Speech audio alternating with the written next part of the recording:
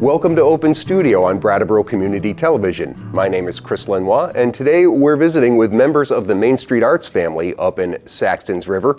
Over on the far left, it's Michael Duffin. He is a co-chair at Main Street Arts, as well as a cast member in many productions. Welcome. Thank you. And in the middle is Artistic Director David Stern. Hi, Chris. And here is family member Allie McGahie. Thank you all for coming in. Yeah, thanks for having us. All right, so let's start first of all talking about Main Street Arts in Saxtons River. It's an organization that's actually almost 3 decades old.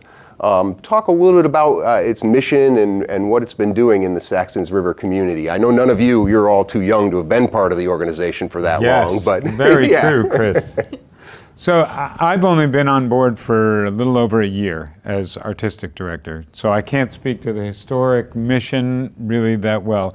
It was, I think, because my kids were involved back in the day, a vibrant local Saxtons River and maybe slightly broader community art center that really did all manner of community event and art event, and really kept its focus on the local community and serving the local community, and a lot of collaborative, we all build it together stuff, which is great. Sure. I think recently there's been a huge renovation. We just completed a $1.6 million renovation of the facility. And with that, I think that's one of the reasons I was hired. There was a need to expand programming to fill out that building. And I had done a number of theatrical productions there, so they thought I was a reasonable fit, and on I came. The programming at that point changed from 1 theatrical production a year to 4, increase in educational offerings, and really a look at becoming regionally active as an art center. So moving into Greater Rockingham and really stretching out into Brattleboro and Putney and Keene and Grafton and all around. Yeah. Michael, I mean, from the board's perspective, how far back does this vision of expansion for Main Streets go? Well, the growth is new. So for the first 25 years, the organization really thrived, as David said, in the primarily local arena. But basically what's been happening is it built such a strong foundation. I joked about calling us a family. Mm-hmm. I mean, that is true. For those of us who participate, that's what it feels like. One of our board members, Kathleen, says, Main Street Arts is the family that you always wish you had, because that's what it feels like being there. But so what's happening over the last couple of years, and looking ahead to the next couple of years, is a big growth spike. Basically, we're on a string of bold, audacious / stupid, awesome successes.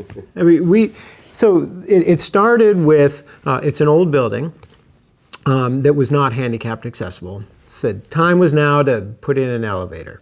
So a bunch of things happened. So that was the original vision for the capital campaign. It was about a third the size that it ended up being. But then opportunities came up to buy the property next door, to expand it.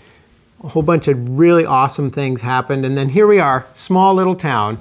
$1.5 million later, we have a beautiful new facility. Yeah, well, I've been in the facility prior to the renovations. I saw a production up there several years ago, and I liked the facility. Very cozy. Cozy, lots of really character. Good place to see a show, but obviously you have to meet the audience needs, accessibility, and also the different sort of trappings of theater, I imagine, things that you want to invest in. Indeed, now we've got this beautiful new lobby with an accompanying art gallery, and space is much more usable. But so we did this big success. It's like, okay, now we've got this great new building. So we said, well, let's put on Les Mis.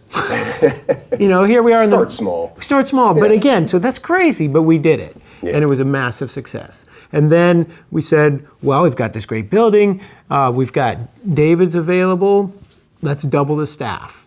And so that's what we brought him on. Now we're building the program that can really match the greatness of what the building has to offer, and then the expansions in program, and in order to do that, essentially what's happening is we're moving from a small organization to the next bigger size. So that's what we're working on the board, is all the mechanics and the structure and the strategy to make that happen. And it really is, it's the mission is to be a catalyst for arts and community. So we just recently revised that, and the community to put right up there with the arts. Both of those things are equally important. They reinforce each other.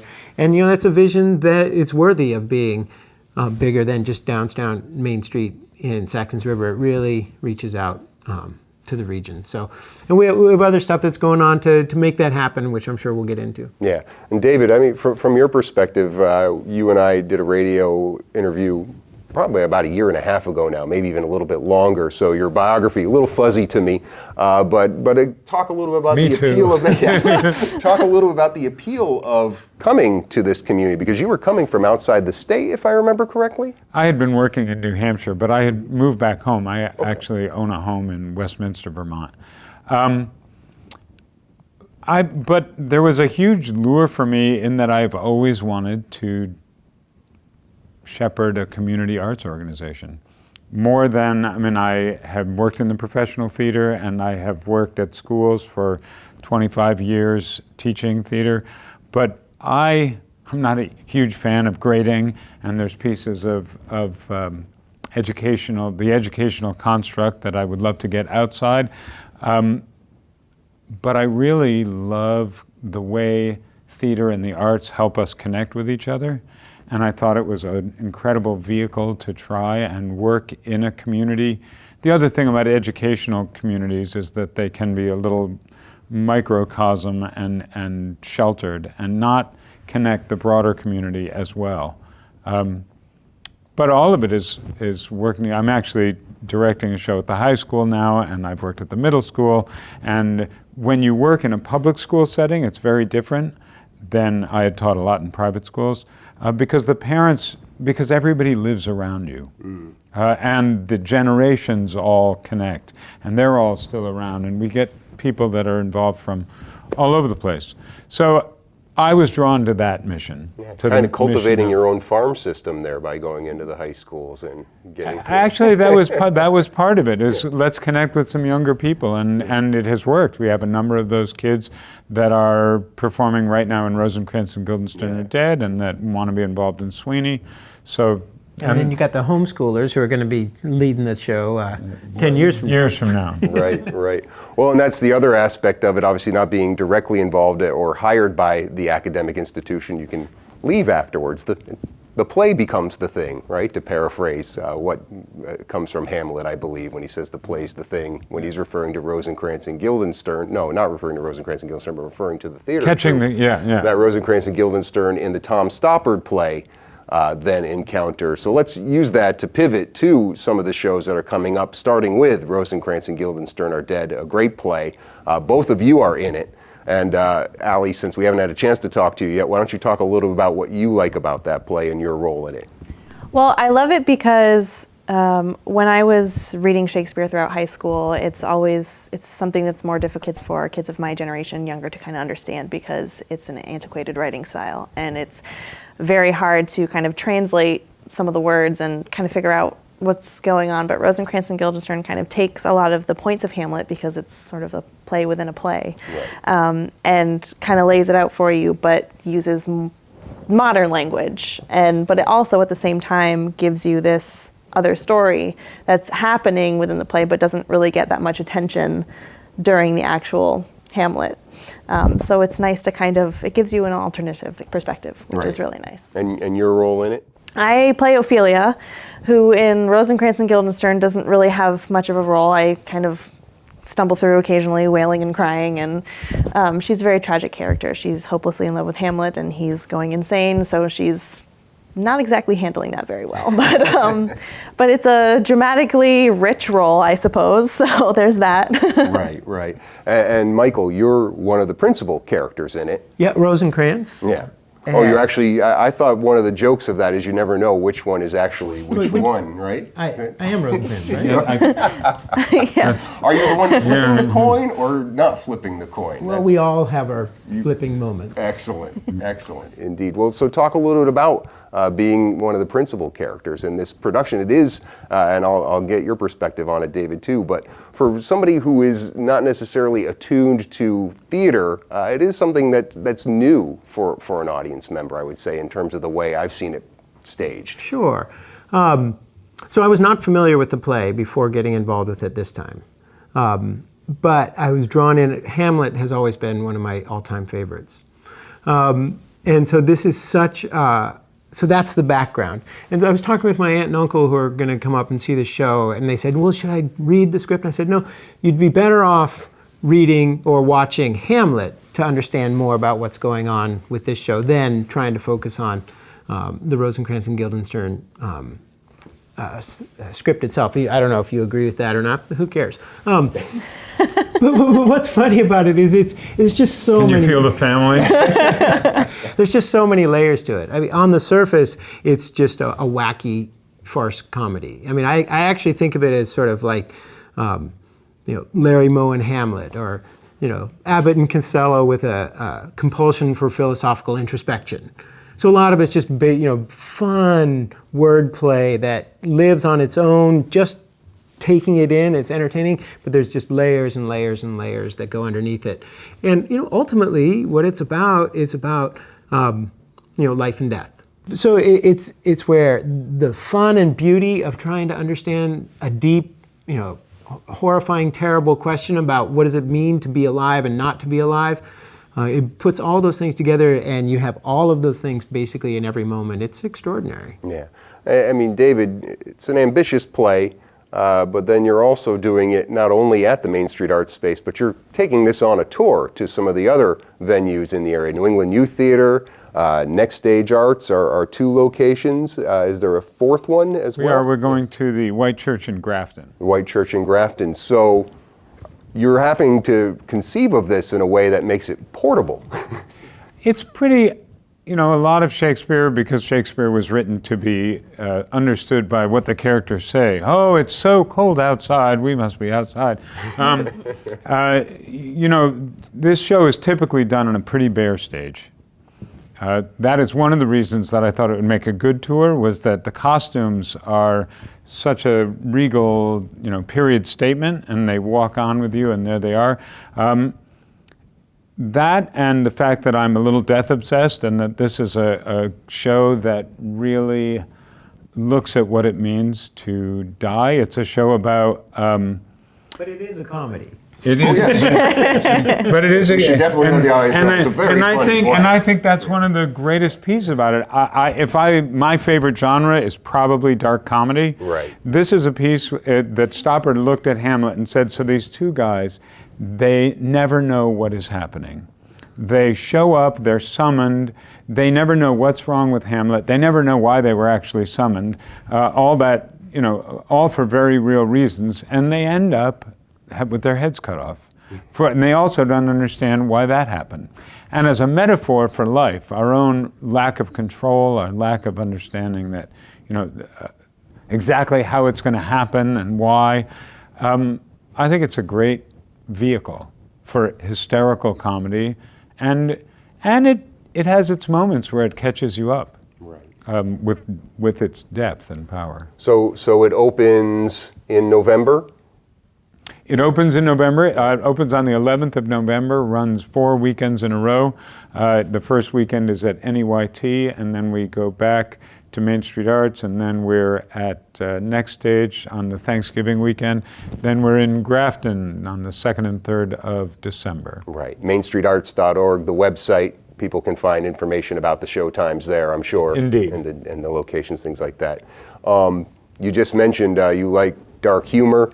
Sweeney Todd, the next production coming up, certainly in that same I vein. didn't mean it, but there it is. Yeah. I have been criticized for my penchant. Sweeney Todd, really, I would say that one of the great strengths of our company right now, it's a strong acting company with a lot of musical power. Mm-hmm. And Sweeney, we may not be ready to do a chorus line right now, or Chicago, the really strong dance pieces, so on like that. But we are ready to do Sweeney. Yeah, and this is what you're doing. You're doing this one in Bellows Falls. And we are moving into the Opera House for the first time. I hope that it's an association that can grow. It is a wonderful venue for the show. We don't have really at Main Street Arts The ability to do a 2-level set, pretty much, I mean, Michael has told me we could work it out if we had to, and that's probably true. But you have the Opera House, and you talk about renovations. I remember when I moved back to this area in the mid-2000s, they had just finished the renovation there, a gorgeous space. And the Opera House, it just feels good for Sweeney, and it is a community. The way I feel about it, I think this is going to be an unbelievable community event. It is, since I've been there, which is almost 20 years in the area, there has never been a major community-generated event in the Opera House. I mean, but what I mean is that is made up of community members, that is directed, designed, composed of community members. So we book a lot of things in, and there are a lot of movies there, but to really have your own, recently Allie was part of, although she wasn't in Idol this year, she came and performed, but there was a Southern Vermont Idol in Bellows Falls. It was actually at the Moose Lodge. But an amazing thing about it was it packed every single night, because people want to be with each other when they're opening up and doing stuff with each other. So when we're at the Opera House, it's not just that it's going to be an amazing production of Sweeney Todd. It's that it's going to be us, the people that you know all around you, getting up and doing this event. I think it's going to be a stunner. And the dates that is running, I saw the posters actually up in Bellows Falls a couple weeks ago. It's the second and third weekend in March, and I should remember the exact days, but I don't. That's why you have MainStreetArts.org. That's why there's Main Street. Thank God, I would not know how to get up in the morning. Are you in this production, Allie? Yes, I am going to be in this production, yep. So talk a little bit about what you're going to be doing in Sweeney Todd, or actually talk a little bit about musical theater versus more, I know Rosencrantz isn't a drama per se, but serious theater versus musical theater, and they're both serious, but do you prefer one over the other? It really depends on the piece, I think, but I do love music and singing, so when a theatrical piece has music in it, that's an extra bonus, so I can't complain about that. But if it's the right theater play, if it moves you, if you can connect to it in even the smallest way, so really whatever form it comes in, if it's an opportunity for you to get in touch with a certain emotion or side of you that you might not get to explore with everyday life, then that's valuable, in my opinion.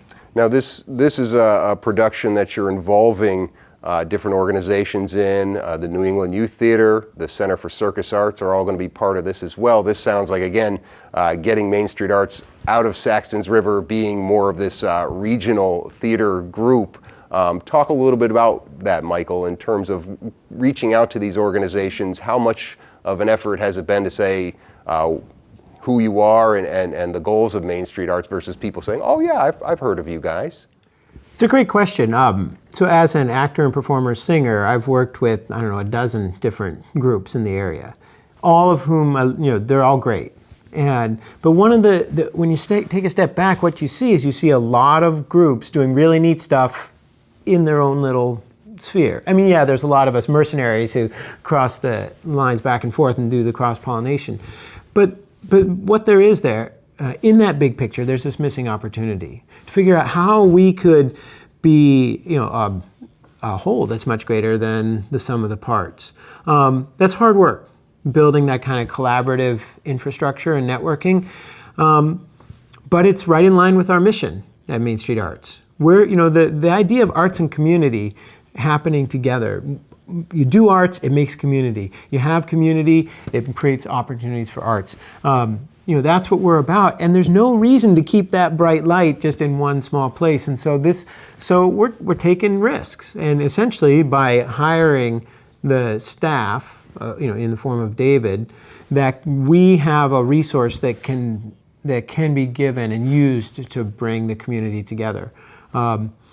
the theater, Great River Theater Festival, which is Yeah. coming up in next summer, is a really bold example of that. Right, well, and this seems like the perfect build to that, right? You're reaching out, kind of exposing people to who you are with Rosencrantz and Guildenstern Are Dead by going to these different places, and then bringing them into the family, so to speak, by having them be part of the production with you. And then, yeah, this vision you all have for this Great River Theater Festival, a number of different companies in the area all coming together for what, a weekend of theater? Yeah, you want to talk about that? Sure. I mean, I think initially the dream was, and maybe the reality down the road can be 2 weekends, 10 days, a real span where people from outside the region could come and say, oh, I want to be in southern Vermont and New Hampshire. What an amazing place to be. And I love theater, and I will go and I'll stay there in some B&B or whatever and go watch theater. The idea was, you have all these siloed companies. How can we work together to present something that is stronger, that attracts audience, that builds the regional economy a little bit as a responsibility for an arts organization to say, all right, what am I bringing in? And we started looking, and we thought for the first year, let's keep it a little smaller so it's a weekend. But there are 6 companies right now, maybe 7 participating. The first one's going to take place in Putney. It's going to rotate each year. So it may be in Brattleboro one year. It may be up in Bellows Falls in that area one year. Maybe it'll be in Chesterfield one year. It's going to keep, I hope, keen, and it's going to keep highlighting a region, a microcosm within the larger region. And so we have 18 shows, 6-7 companies in 3 days. We have 3 venues. We're going to be at Next Stage and at Sandglass Theater and at the Greenhoe Theater at Landmark College. So it is a big undertaking. It's been, I think, one of the greatest experiences I've had since taking the job has been to reach out and connect with the people doing the work at other companies and to find how receptive they are to connecting and to sharing. So NECA is not as fully involved as we had hoped, actually, for Sweeney, because the gentleman with whom I was working left the area. But we did get somebody else from NECA who's coming to choreograph with us and is bringing, I think, some people with both dance and contortionist experience, which I'm actually bringing the razors to life. They're going to be played by people. Oh, nice. So it'll be interesting. So the deaths themselves are, I won't. You'll have to go see it. You'll have to go see it. Indeed. But well, let me ask you, I mean, because when you talk about creating this festival and getting all these companies together, and this is maybe a question as much for Allie and Michael being more veterans on the theater scene here, and David coming a year ago, but is there something you see that threads the companies together, or something that in terms of this area, this region, that theater has a brand, if you will, in terms of what you all bring to the table, either through the performances you give or the type of productions you do? Is there something that you can already start that thread with? Well, I'll take a quick stab at that. Yeah. I have a brother who's a professional musician down in New York, and he often ends up coming up and seeing a lot of our shows. And I talk with him a lot about the work that I do here. And he said to me, he says, is there something weird about that region? Because, he's been all over the world. And he's like, you guys, there's so much going on. And it's true. Yeah. There is something about this part of, southwestern New Hampshire, southeastern Vermont. I am just amazed at the kind of talent that just bubbles out of the woodwork, for any kind of project. It's really extraordinary. So I think there's something intrinsic in our area that is very arts oriented. Arts Alive over in Keene has done some research through some national organization that I can't remember, but literally our counties have some of the highest per capita numbers of people who make their living or who are involved in arts. Yeah. In the country. And I think the performing arts aspect of this, what you do, is actually underplayed. I think when a lot of people think of arts in this area, they're thinking more of the visual arts, crafts, and things like that. But there is this whole group of people here who are involved in theater or involved in music, and I think it needs something like this vision. I remember Greenfield tried to do like a fringe festival a few years ago, sort of thing, and maybe not necessarily doing it in that terms of selection, but having that kind of critical mass of people getting involved in this area. I think it's really there. And I do want to say, again, people at Next Stage, Maria Basescu and Barry, and people that I've reached out to there, Sandy and Hallie at NEYT, literally wherever I've gone, the eagerness to share, to be a part of something, the willingness to so the Weston Playhouse is joining us for the festival, and they have a lot going on, but they were interested. They really were, oh yes, let's do it, let's make it happen. And so they're bringing a young company production down. I agree, I do think it's an unusual area, but it's interesting to me regarding the community, just how much, when you connect, when you decide, instead of thinking competitively, we're another organization, and our job is to compete with these other organizations over here. If you start thinking collaboratively, and what can we build together? And so now I'm designing scenery for Mary Poppins at NEYT. Sandy's designing the costumes for Sweeney. You build stronger things together, and you work with each other in a way that is full of joy and community. So we connect a lot.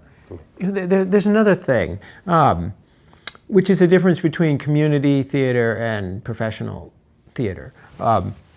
So my wife and I, we live over in the Keene area, and we volunteer at the Peterborough Players, professional theater.